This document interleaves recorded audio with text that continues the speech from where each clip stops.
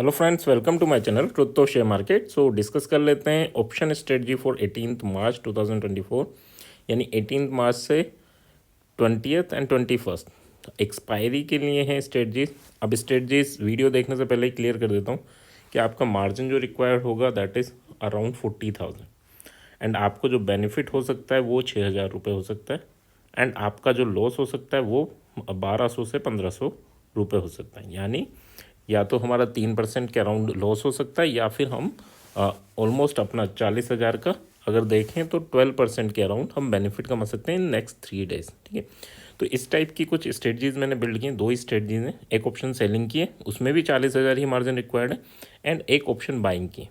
क्यों है ये दोनों अलग अलग? क्योंकि कुछ का व्यूज़ है कि मार्केट काफ़ी अच्छा बड़ा मूवमेंट दे सकता है due to the elections and जो अभी आपकी एक्टिविटीज़ हो रही हैं उनकी वजह से, और सेकंड टाइप के पर्सन है जिनका व्यू है कि मार्केट इन में कंसोलिडेशन कर सकता है।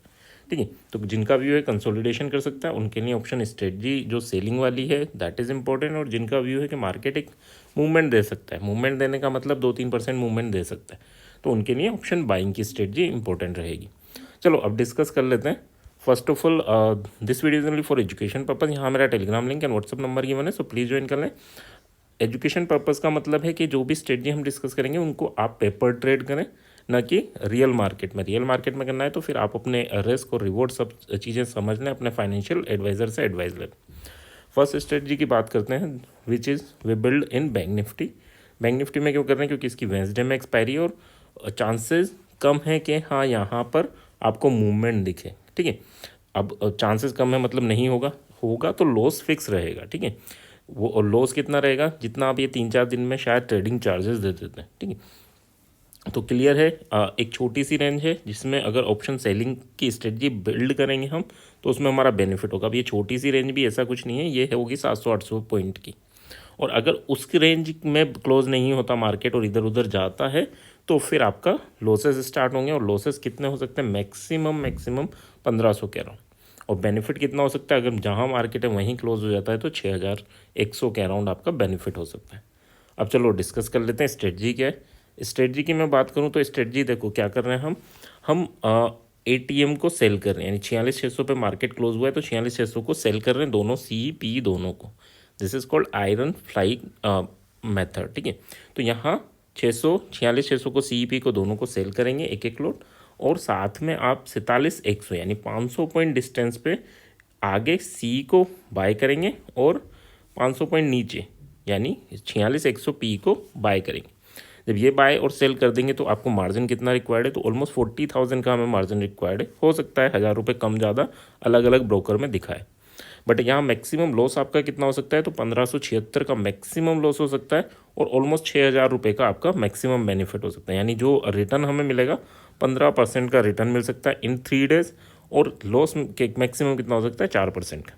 तो अब अगर आप जैसे 40,000 से कोई बंदा ट्रेड करता है तो वो क्या करता है, या तो इतना तो आप चार्जेस दे देते हो, कितना? 1,500 रुपये का चार्जेस दे देते हो 10-15 ट्रेड कर करके। ठीक है, तो इस चीज़ को थोड़ा समझ के चलो कि एक तो आपका मेंटल स्ट्रेंथ फिक्स रहेगी, ज़्यादा हड़बड़ाहट नहीं होगी चाहे मार्केट कितना भी फ्लक्चुएट कर रहा है, क्योंकि लॉस फिक्स है ना, लॉस काफ़ी कम है, नेग्लिजिबल है। अगर आप उस वे में देखें कि इतना ओवर ट्रेडिंग की वजह से मैं चार्जेस दे देता हूँ। रिस्क टू रिवॉर्ड हमारे फेवर में है, 1 रेशियो ऑलमोस्ट 3.75 यानी ऑलमोस्ट 4 के अराउंड है। 1 रुपये का लॉस 4 रुपये का बेनिफिट, या 4.25 का बेनिफिट। ब्रेक इवन की बात करूँ तो देखो 46,200 नीचे, 46,200 के नीचे नहीं जाएगा तब तक आपका लॉस नहीं होगा, और 47,000 के ऊपर नहीं जाएगा तब तक आपका लॉस नहीं होगा। तो ऑलमोस्ट 800 पॉइंट का डिस्टेंस है जिसमें आपका लॉस नहीं होगा, तो अच्छा खासा है। अगर आपको लगता है कि मार्केट 1% ऊपर या 1% नीचे भी जाता है तो भी आप लॉस में नहीं होंगे। बेनिफिट कितना है? मैक्सिमम 6,000 का बेनिफिट है। तो इसमें में हम प्लान कर सकते हैं, आप पेपर ट्रेड जरूर करना। मंडे को सुबह इनकी प्राइस नोट कर लेना, एंड वेंसडे को जब एक्सपायरी हो तब इनको ज़रूर एक बार देखना। एक बार कब देखना है हमें? एक बार तो हमें देखना है 12:30 पे अगर हमारा मैक्सिमम बेनिफिट हो रहा है तो हम निकल भी सकते हैं, या हमारा 1,500 हो रहा है, लेट्स अज्यूम 1,500 का बेनिफिट हो रहा है।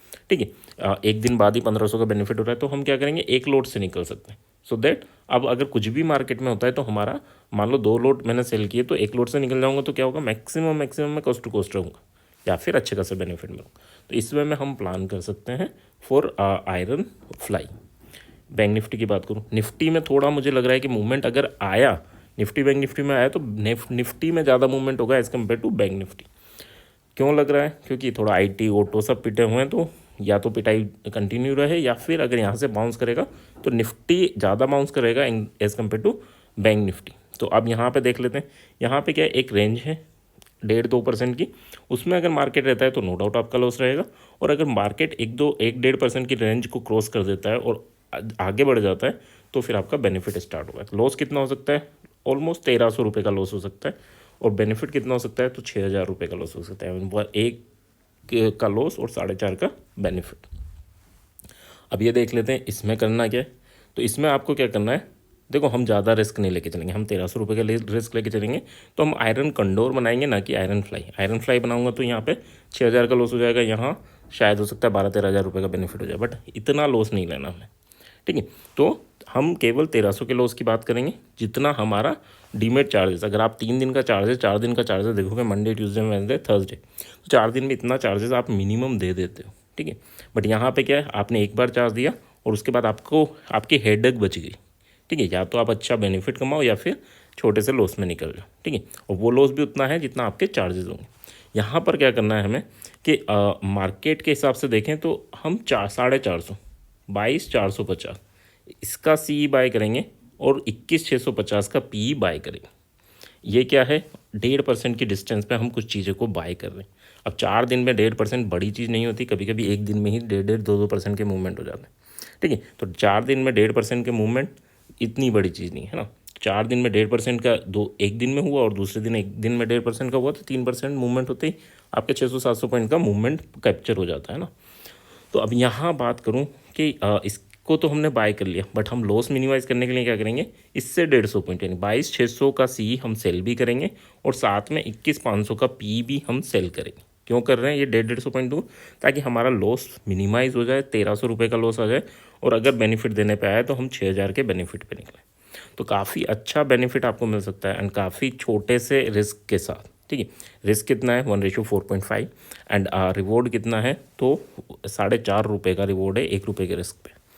अच्छा, मार्जिन कितना लगेगा? तो यहाँ पर 44,000 के अराउंड दिखा रहा है, किसी में 45 दिखाएगा, किसी में 40 भी दिखाएगा, ठीक है। तो ऑलमोस्ट 45 मान के चलना। तो यहाँ पर भी आप 3% का रिस्क लेके 14% के बेनिफिट की बात कर रहे हो, तो अच्छा खासा आपका रिस्क एंड रिवॉर्ड है। अब आपको लगता है कि यार मार्केट साइड में रहेगा, तो फिर आप पिछली स्ट्रेटजी पे जाओ, बैंक निफ्टी में आप ट्राई करो। आपको लगता है यार मार्केट तो मूवमेंट देगा काफ़ी बड़ा, यानी 2-3%, तो आप इस टाइप की स्ट्रेटजी बिल्ड कर सकते हो। यहाँ कोई वो एडवाइस नहीं है, ये केवल आपकी ये है कि आप पेपर ट्रेड जरूर करके देखें। सो आई होप यहाँ चीज़ें क्लियर होंगी। क्लियर हैं तो please like and comment. Thank you.